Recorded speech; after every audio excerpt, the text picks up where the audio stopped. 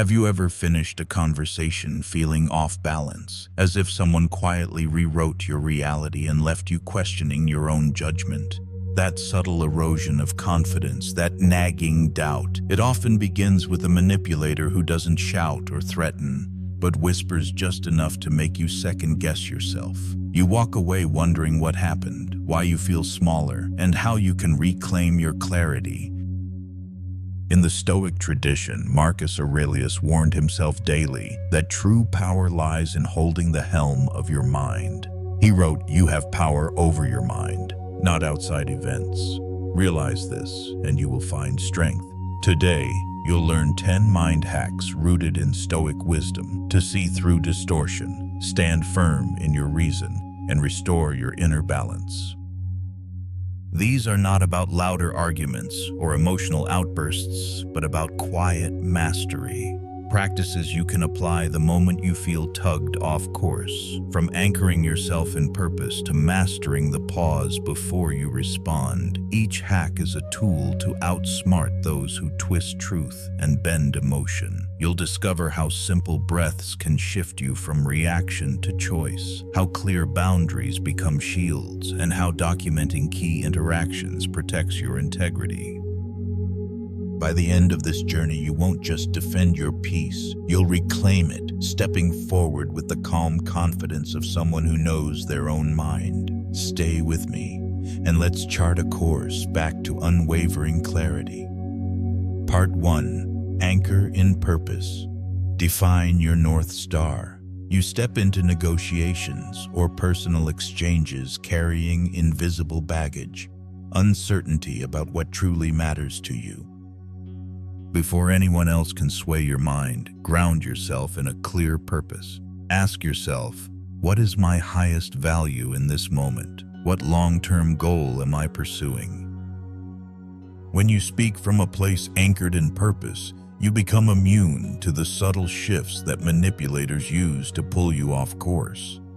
Stoic wisdom. Marcus Aurelius, on direction. Marcus Aurelius reminded himself, dwell on the beauty of life.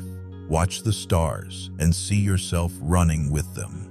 Though poetic, this counsel points to something practical. You must know where you're headed so that no distraction can derail you. Your purpose is your guiding star. When you lose sight of it, the manipulator's feigned concern or guilt-laden appeals can feel compelling. But by returning your focus to what you stand for, you reassert control. A moment of clarity. Imagine you're working toward a promotion that aligns with your passion for mentorship. A colleague attempts to undermine you with insinuations that you lack experience. If you've defined your purpose to uplift and guide others, those jabs become noise rather than threats. You respond not defensively, but by highlighting your track record of coaching success. Your North Star shines so brightly that petty distortions lose their power. Transform why into shield beyond stating your goals. Internalize the why behind them.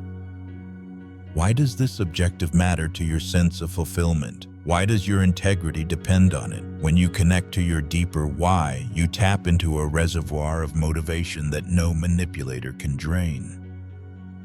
That reservoir keeps you steady when voices around you grow loud or when doubt creeps in. Practical exercise, purpose journal. Begin each morning by jotting down one line. Today I choose to. Because. It could be, today I choose to speak honestly because integrity is my compass. Or, today I choose to listen deeply because connection fuels my purpose. Keep the entry visible, taped to your desk or as a phone lock screen. Throughout the day, when someone attempts to twist your perspective, glance at your purpose and anchor your response in it. Story of unshakable resolve. A friend of mine once faced a boss who cloaked impossible demands in concern for the team's reputation. Each request felt like a test of loyalty. My friend paused, recalled her purpose to foster a healthy work culture, and calmly responded, "I appreciate your commitment to our reputation." I will meet deadlines that uphold our standards and protect our team's well-being. The boss's manipulation dissolved in the face of her unwavering clarity. Benefits beyond manipulation. Anchoring in purpose does more than guard against manipulation. It transforms your daily experience, improving focus, reducing anxiety over others' opinions, and enhancing your sense of agency. You move from reacting to manipulating narratives to shaping outcomes that align with your deepest values. Each decision becomes an act of intentional living rather than a drift into someone else's agenda. Your invitation to purpose. Right now, pause and ask yourself, what is the most important thing I want from my life or career? What principle am I unwilling to compromise under any circumstance? Write it down in a concise sentence. Let that statement live at the forefront of your mind as you navigate every interaction. When manipulative voices arise, your purpose serves as a beacon, reminding you that you are not lost, you are guided. By anchoring yourself in purpose, you claim the helm of your life. No whisper of doubt or flattery can veer you off your course. You become the steady hand at the rudder, guided by a star that never dims. Part 2. Sharpen your perception. Notice the unspoken. You step into a conversation expecting clarity, yet walk away feeling unsettled.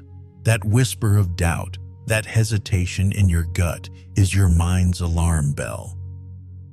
Manipulators often avoid blunt force. Instead, they steer your attention with subtle cues, a raised eyebrow, a half-truth, a question posed just so. If you miss these signals, you hand over your compass. To regain your bearings, you must attune your senses to both spoken words and the currents beneath them. Stoic insight. Epictetus on impressions.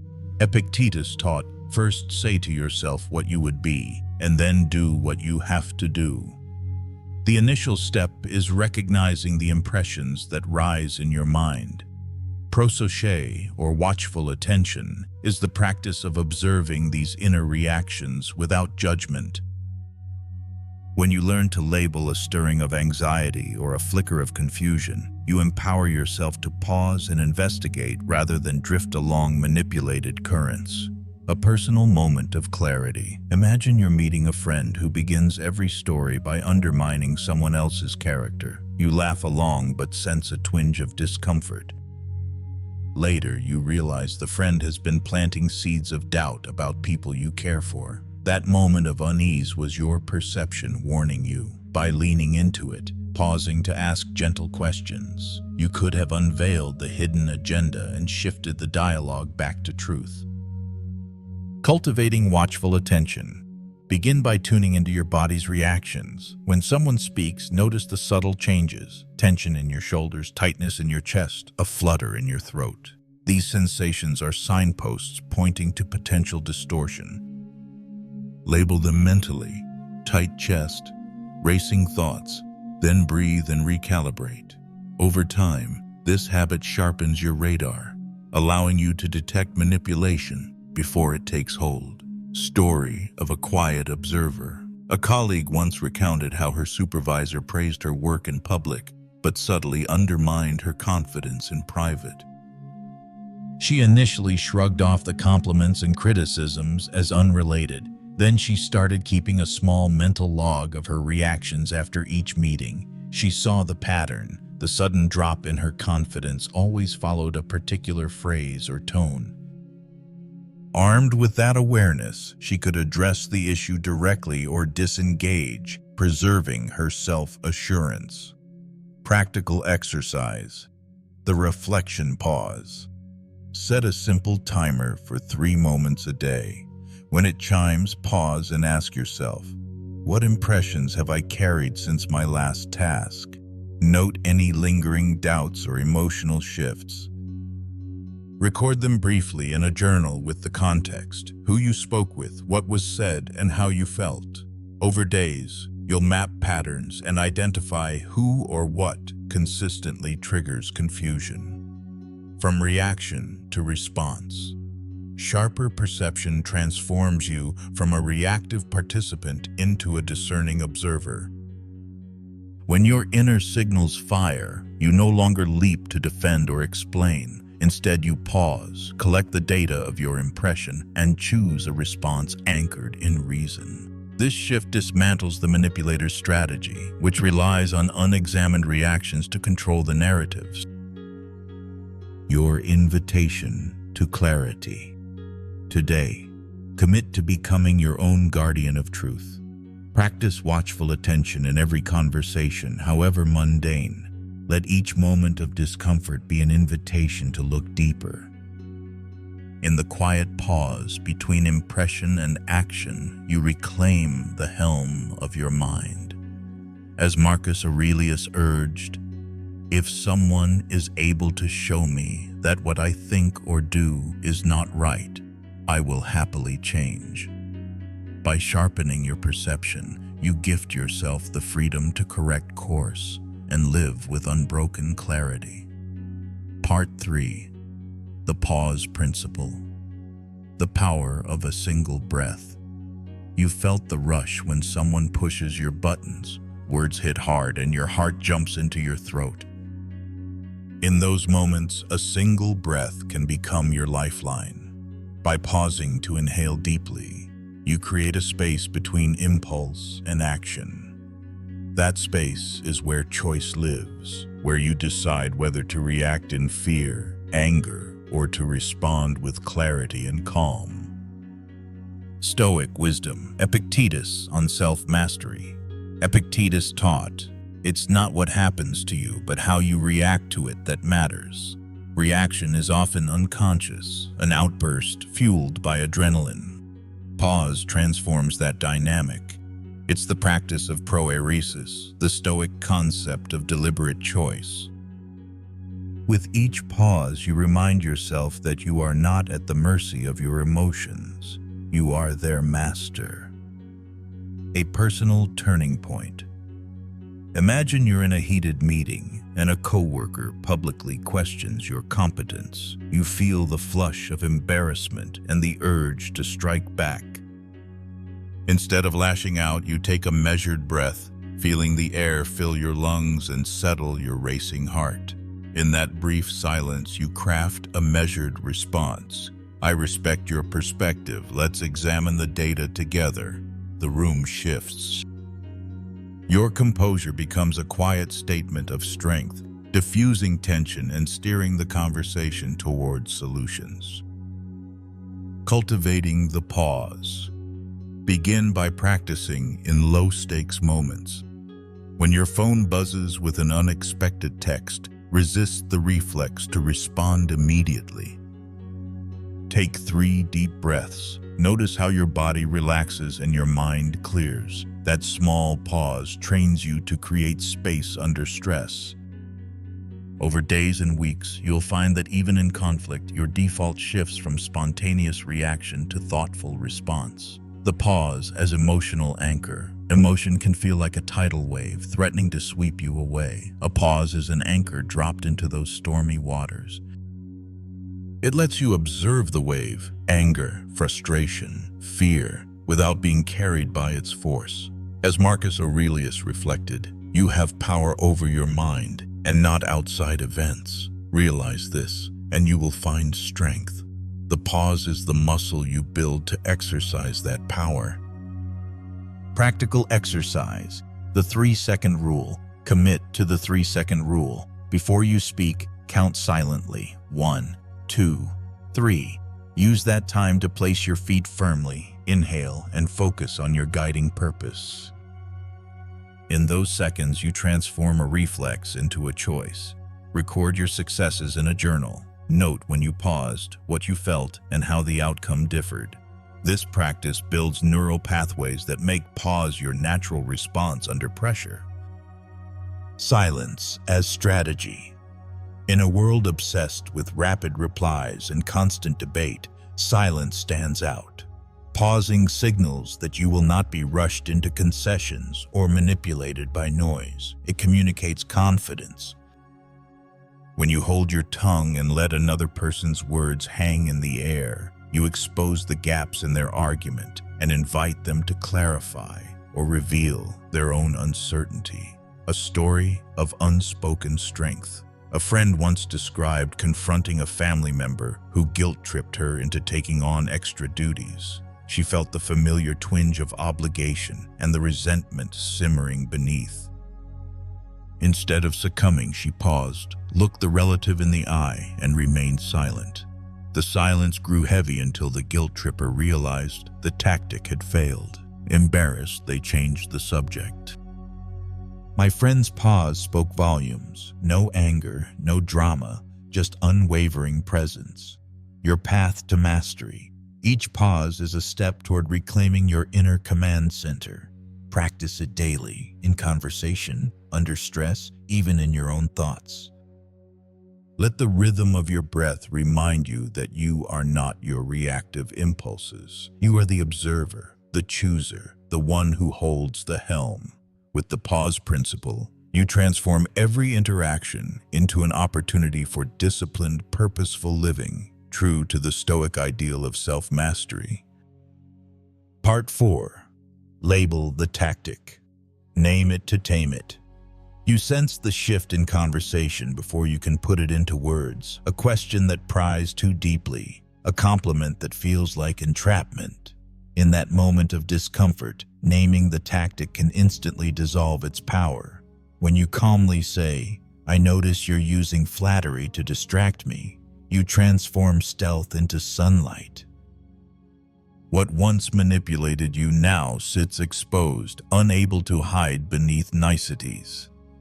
Stoic insight. Marcus Aurelius on clear vision. Marcus Aurelius wrote, "Reject your sense of injury, and the injury itself disappears." By labeling a manipulative move, you reject its unspoken grip. The act of naming something is an exercise in clarity, a refusal to let hidden agendas steer your mind. You aren't being confrontational, you're merely applying reason to an emotional illusion, a personal turning point. Imagine a close friend showering you with praise, then slipping in a demand for a favor. You feel obliged, even uneasy, but you hesitate. Instead of complying, you pause and say, "I appreciate your support, but I also hear a request for help in this compliment. Let's discuss what you really need." By naming the tactic, praise used as leverage, you stop the pattern and invite honest communication. The practice of labeling.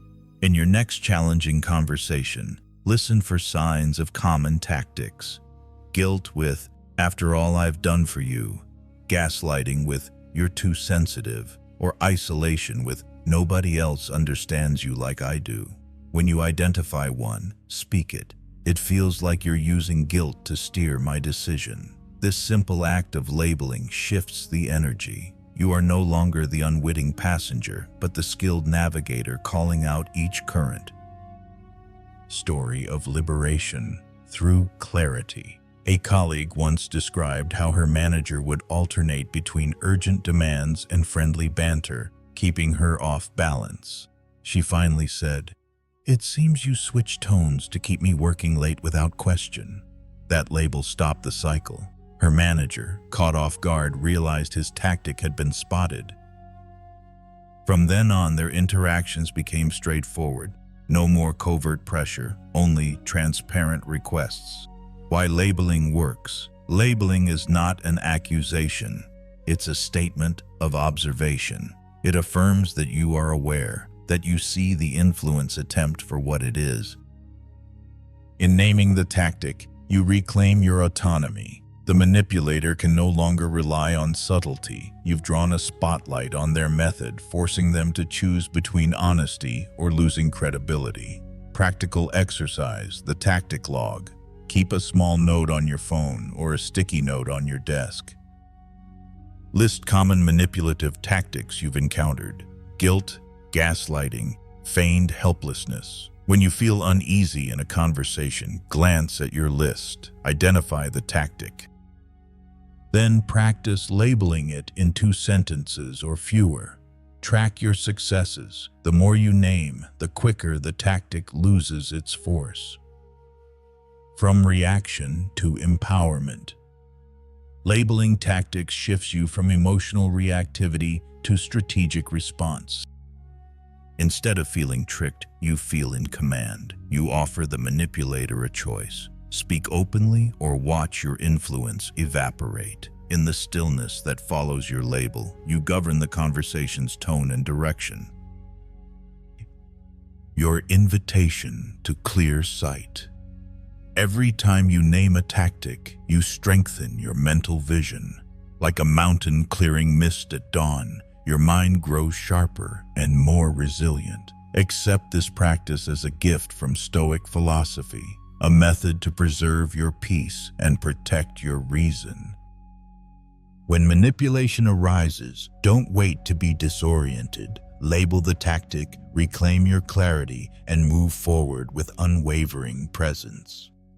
Part 5. Say no with conviction, your word as a boundary.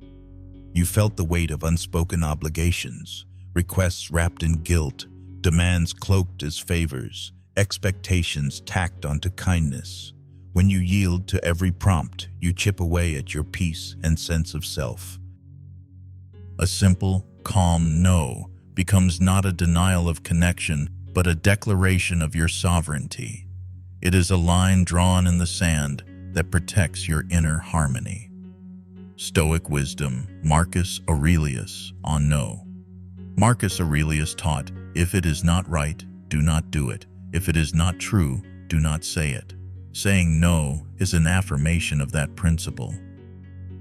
You owe yourself the duty to align actions with values, even when faced with pressure from family, friends, or colleagues.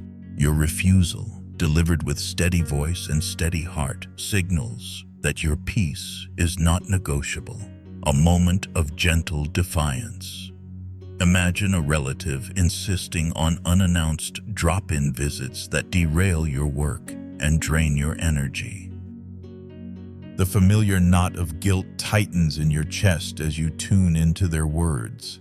Instead of apologizing or making excuses, you breathe, look them in the eye and say, I need advanced notice before visits to manage my schedule. Please respect that. In that moment, you choose clarity over concession. Your no lands softly but firmly, like a stone placed intentionally, not a brick thrown in anger. Why conviction matters. A hesitant no invites negotiation, guilt-tripping, or further persuasion. When your refusal wavers, you teach others that your boundaries are malleable. But when your no is unflinching, you communicate that your inner order matters more than external demands. Each firm refusal strengthens your will, builds your self-trust, and reminds you that your needs carry equal weight with others. Practical exercise, the one word no.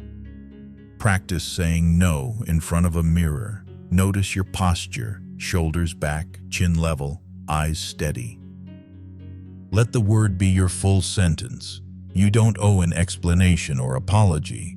If you feel the impulse to soften it, remind yourself you deserve respect without justification.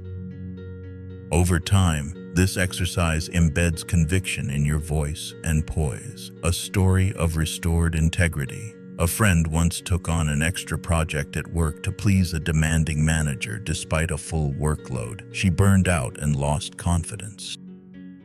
Then she remembered Stoic counsel. True service arises from readiness, not from coercion. She approached her manager, paused, and said, I cannot take on this project without compromising my current commitments. Let's find a solution together. The silence that followed was pregnant with respect and relief. Her manager reallocated tasks, and she regained her balance, balancing kindness and firmness. Saying no need not be harsh. You can couple it with appreciation. Thank you for thinking of me. I'm honored. Right now, I can't give this the attention it deserves. This approach honors the other's intention while preserving your boundaries. Stoicism values both justice and temperance, doing right by others without sacrificing your own reasoned limits. Your ongoing practice. Each time you feel tugged toward an unwanted obligation, pause and align with your purpose. Part 1. Notice the impulse to apologize. Then release it. State your no once with calm conviction and let your actions reinforce it. Take note of the relief that follows. Like muscle, your will grows stronger with each respectful refusal. Your invitation to sovereignty. Today, identify one request you've been too polite to deny. Prepare your statement of refusal. Brief, firm, kind. The next time you need to protect your peace, deliver it. Observe how standing your ground affirms your dignity and fosters deeper authenticity in your relationships. In saying no with conviction, you reclaim your power and honor the Stoic path of living in accordance with reason and self-respect. Part 6. Document and defend anchor. Your reality with records. You've had moments when events didn't match your memory, promises lost in the shuffle, conversations twisted into blame. In those moments, you feel adrift, questioning your own mind. By documenting key interactions, emails, notes, brief summaries, you create a reliable anchor for your truth. The Stoics valued clarity of mind. As Seneca observed, time discovers truth, but in your fast-paced life, written records bring that truth to light without delay. Stoic insight. Seneca on truth and time. Seneca reminded himself and us that mutable memory can betray us. He wrote, "We suffer more often in imagination than in reality." Documentation isn't paranoia. It's the practice of aligning your imagination with the facts. When you preserve what has been said or agreed upon, you shield yourself from the slow erosion of clarity that manipulators depend on. A personal turning point. Imagine you agreed verbally to lead a project, then weeks later, your involvement is questioned and you're blamed for missed deadlines. You feel the familiar sting of injustice, but instead of reacting in frustration, you calmly refer to your summary.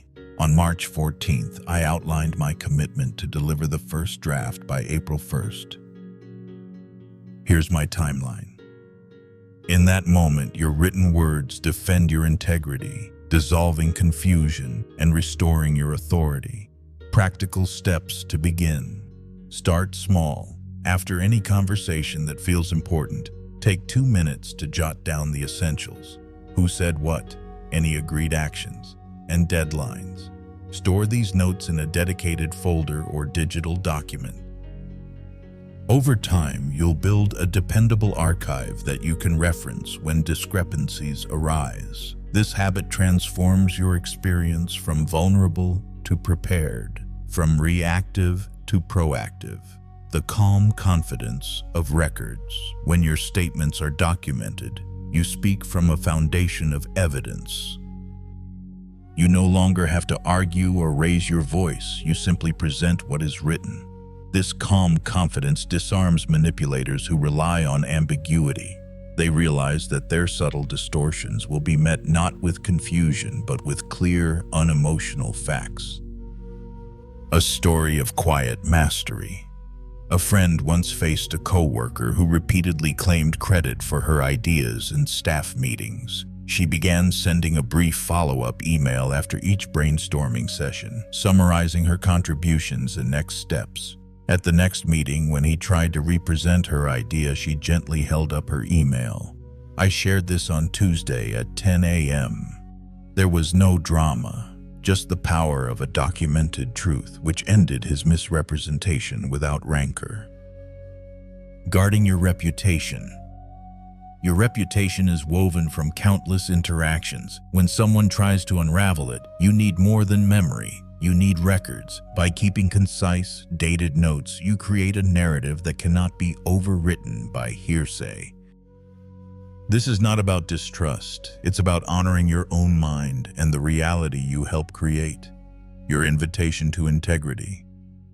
Right now, reflect on one area where you felt manipulated or misunderstood. Commit to documenting your next key interaction in that context.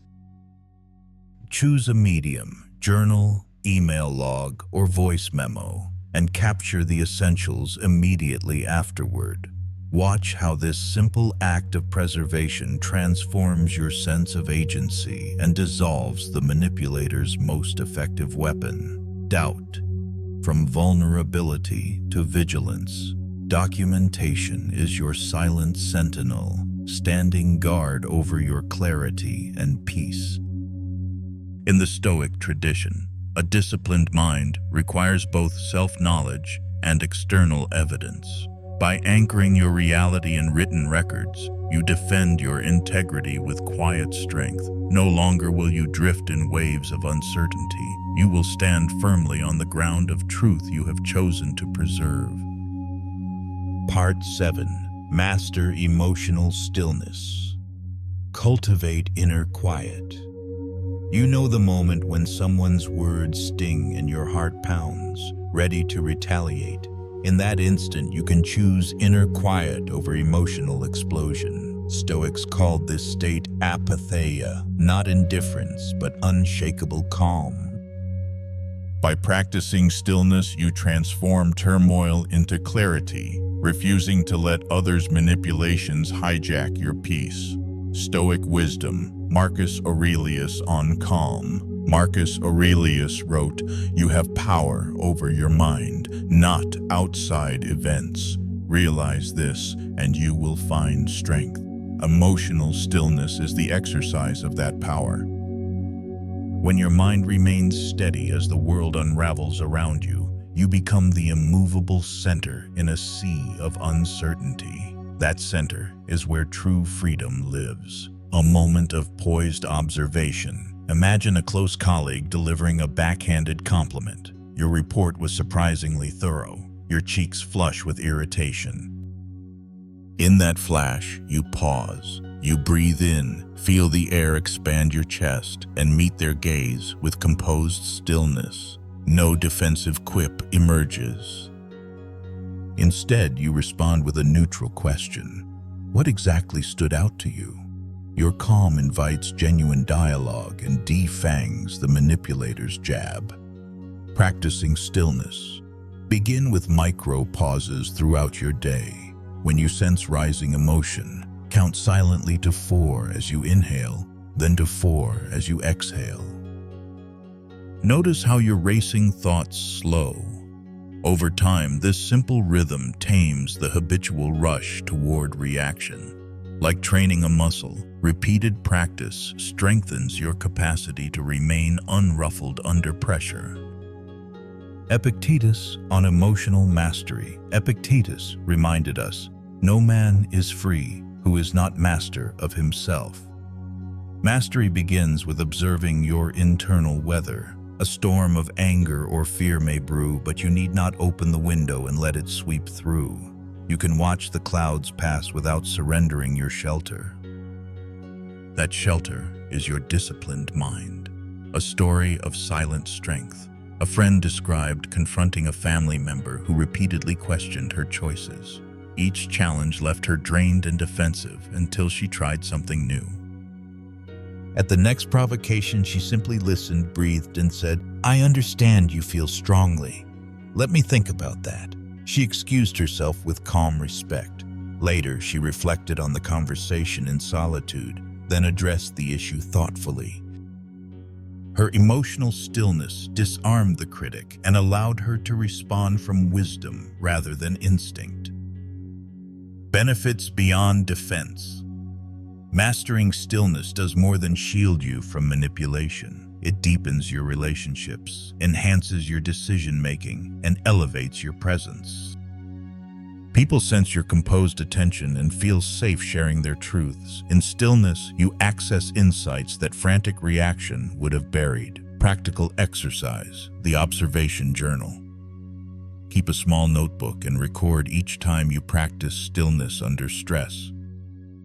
Note the trigger, your pause, and the outcome. Over time, patterns emerge, how your calm changed the dynamic and what strategies worked best. This journal becomes both a record of your progress and a roadmap for future challenges. Your invitation to inner mastery. Today, commit to one moment of stillness in every challenging exchange. Let the pause be your ally. With each breath held and released, you affirm your sovereignty over emotion. In that quiet space, you reclaim the helm of your mind and chart a course guided by reason, not reaction. Your emotional stillness is not a retreat. It is the stoic stand of a soul unwavering, the silent force that outlasts any storm. Part 8. Own your narrative. Claim your role in every outcome. You've watched situations unfold and felt your contributions overlooked or your missteps exaggerated. In those moments, you may have stayed silent, hoping the story would correct itself. But silence can be its own kind of surrender. When you actively own your narrative, quietly but fully, you ensure the truth of your journey remains intact. You become the author of your life, not a character in someone else's story. Stoic insight. Epictetus on self-authorship. Epictetus declared, "Know first who you are, and then adorn yourself accordingly." Self-knowledge precedes self-expression. When you understand the role you've played, your efforts, your mistakes, your intentions, you gain the confidence to present your narrative without defensiveness or false humility. This clarity disarms those who would twist your story for their own gain, a moment of quiet ownership. Imagine a team project where credit is redistributed to appease a more outspoken member. You feel a flush of frustration as colleagues applaud the wrong person. Instead of shrinking back, you step forward during the next meeting and say, "I led the initial design phase, and I appreciate any opportunity to discuss how we can build on that work." Your calm assertion of fact restores your presence and redirects respect to its rightful place. Reframe false humility.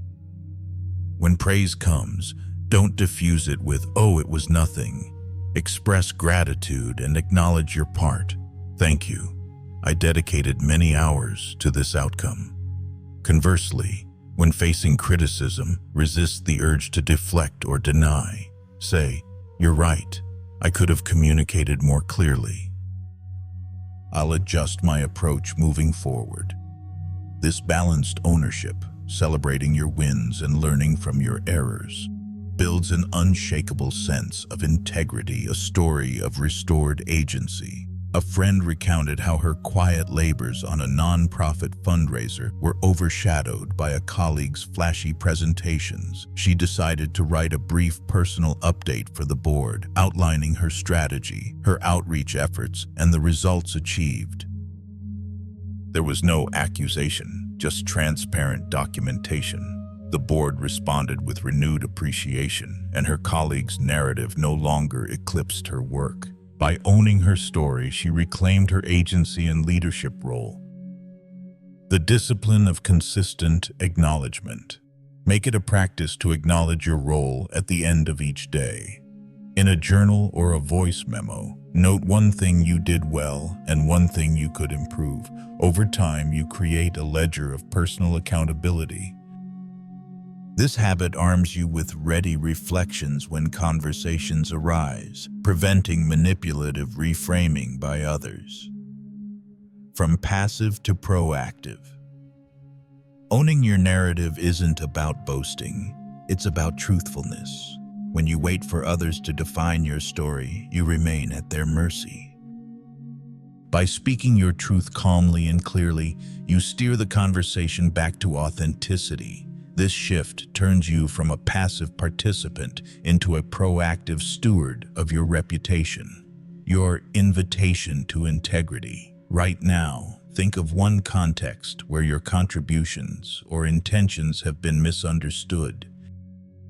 Prepare a concise statement that clarifies your involvement and your perspective. Practice it aloud, steady, unhurried, sincere. When the opportunity arises, share it. Notice how your quiet confidence reshapes perceptions and honors your genuine efforts. A legacy of self-command. Owning your narrative is more than preserving facts. It's an act of self-respect and respect for those who rely on your integrity. In the Stoic tradition, living in accordance with nature means aligning word and deed. When you claim your story fully, you align your internal truth with your external presence. This harmony becomes your legacy, a life lived openly, authentically, and masterfully authored by you. Part 9. Distance with discipline. Choose your sanctuary.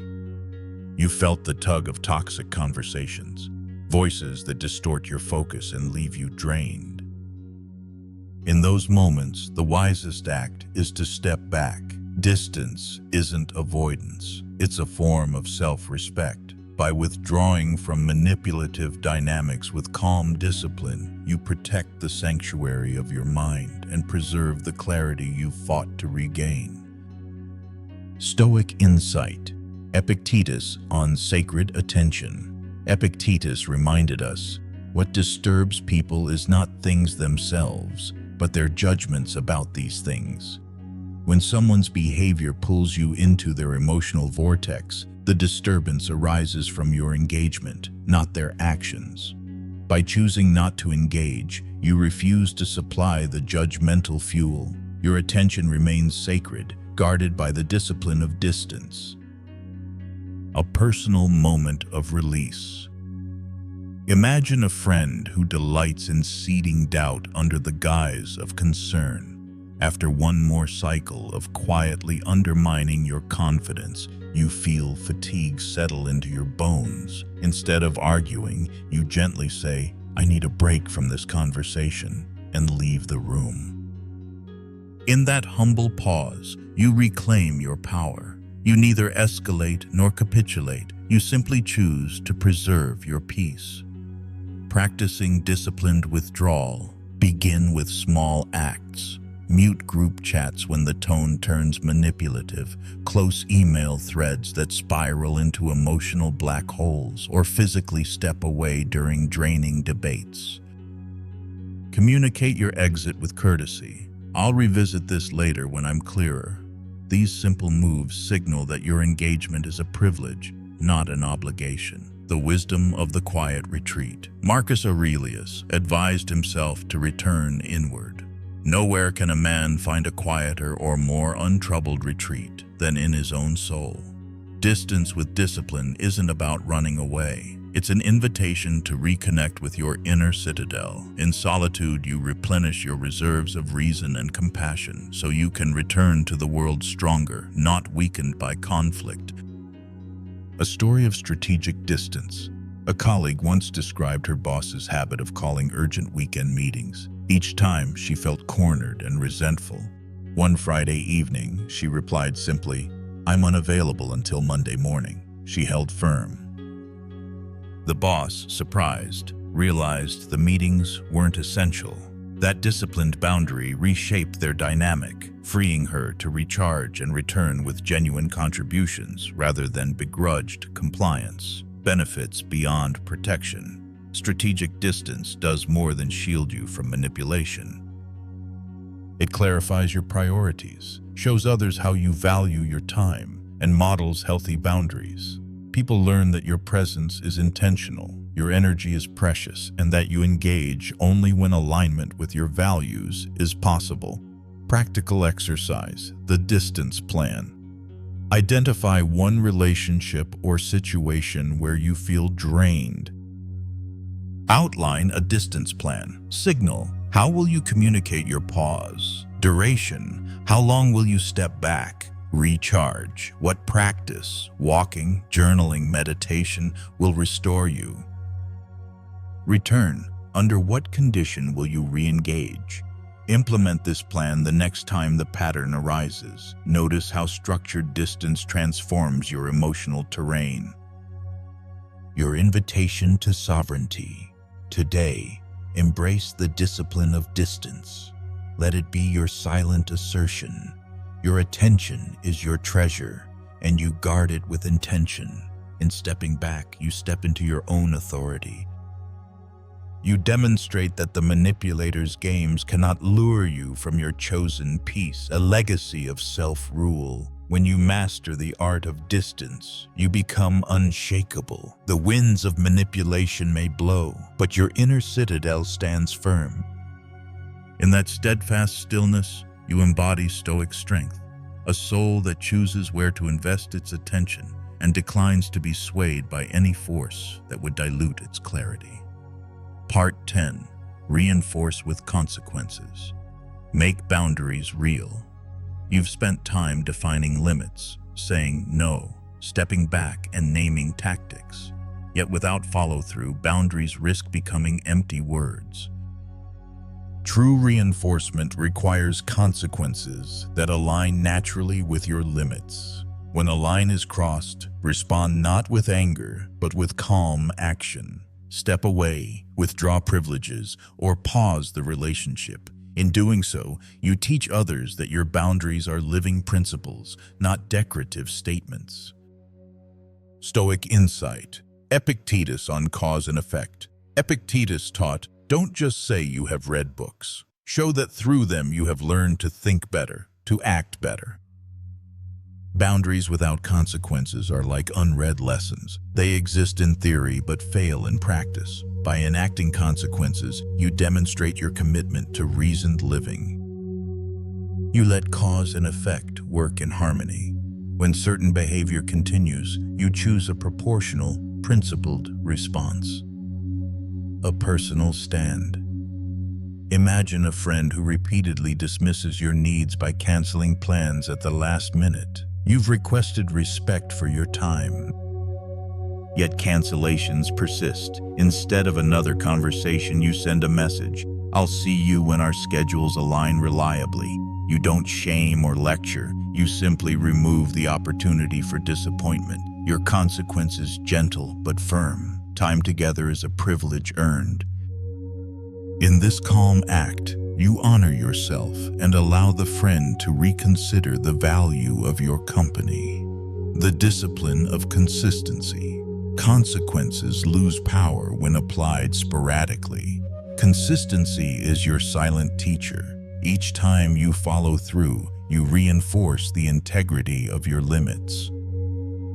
If you told a colleague you will not answer work calls after 7 p.m., then respond to a late-night text, you undermine your own standard. But if you consistently reply during office hours only, you establish a predictable boundary that others learn to respect. A story of quiet resolution. A coworker habitually interrupted your presentations to showcase superficial insights. You had labeled the tactic, paused, and said no. Still, the interruptions continued. Finally, before the next meeting, you informed the group, I'll pause my update if I'm interrupted and will return after questions. During that session, when the coworker spoke out of turn, you held your ground. Silence followed, and eventually the meeting shifted back to order. Your consequence was simple. You refused to let the disruption continue unchecked. The result was restored flow and mutual respect. Practical exercise. Consequence mapping. Choose one recurring boundary violation you face. Map out a fair consequence that matches the level of your boundary. For example, limiting access, pausing communication, or reducing involvement. Write it down. Role-play the scenario in your mind. Visualize stating the limit and then calmly enacting the consequence. This mental rehearsal prepares you to follow through when the moment arrives. Benefit to your inner sovereignty. By reinforcing boundaries with consequences, you reclaim authority over your time, energy, and emotional well-being. You teach others how to treat you and, just as importantly, how not to. In the Stoic tradition, virtue is lived, not just declared. Your consistent actions become a testament to your self-respect and rationality, your path forward. Today, honor one boundary by defining its consequence and committing to follow through. Whether it means declining another late-night call, pausing a draining conversation, or stepping back from a toxic dynamic, do so calmly and decisively. Let your consequence speak. I value myself and expect others to honor my reasoned limits. Through disciplined consequences, you complete the circle of self-mastery, aligning word, deed, and inner harmony on the Stoic path. Conclusion. You've journeyed through 10 Stoic mind hacks, from anchoring in purpose to reinforcing boundaries with consequences, and reclaim the helm of your inner life. By sharpening your perception, mastering the pause, and owning your narrative, you transform every interaction into an opportunity for clarity and strength. When you say no with conviction, document agreements, and hold still in the face of manipulation, you move from reaction to sovereignty. If these practices resonated with you, subscribe to the Stoic Philosophy and join a community committed to living with unshakable reason and compassion. Hit the bell icon to receive new insights that empower your mind and protect your peace. Share this video with someone who needs reminders of their own inner strength, and leave a comment below about which mind hack you're ready to put into practice first. Thank you for listening with such presence. May your purpose guide you, your boundaries sustain you, and your calm carry you through every challenge. Continue steering your life by reason, because true freedom begins when you master your own mind.